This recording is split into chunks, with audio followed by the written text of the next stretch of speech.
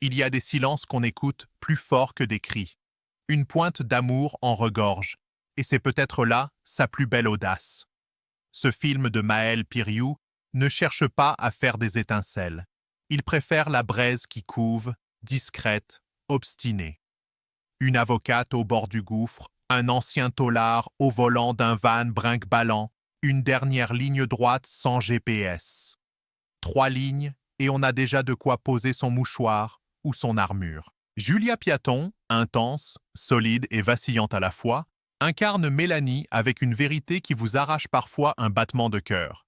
Grégory Gadebois, comme souvent, joue avec ses silences mieux que d'autres ne jouent avec des dialogues bien écrits. Entre eux, il y a ce quelque chose d'impalpable, pas tout à fait de l'amour, pas vraiment de l'amitié, mais une entente muette que seule la fin du monde pourrait interrompre. Et Quentin Dolmer, discret mais essentiel, comme un diapason à 3 temps.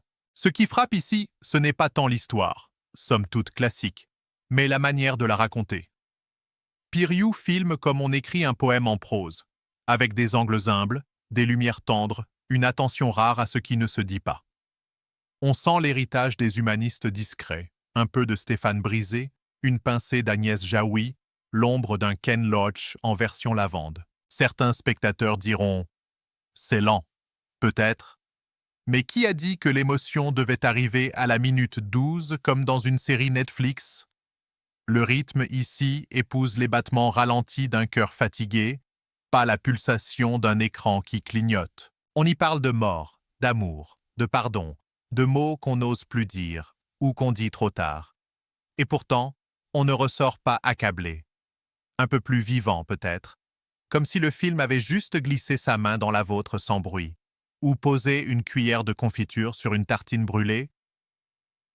Si cet avis vous a plu, vous a décidé même, mettre un pouce, commentez et abonnez-vous à cette chaîne Cinéma sans phare, qui présente en une courte vidéo concise, mais sans concession, sans palabres interminables de youtubeurs, et sans spoiler, mes critiques, mes avis que je rédige et publie régulièrement sur Allociné et Sens Critique.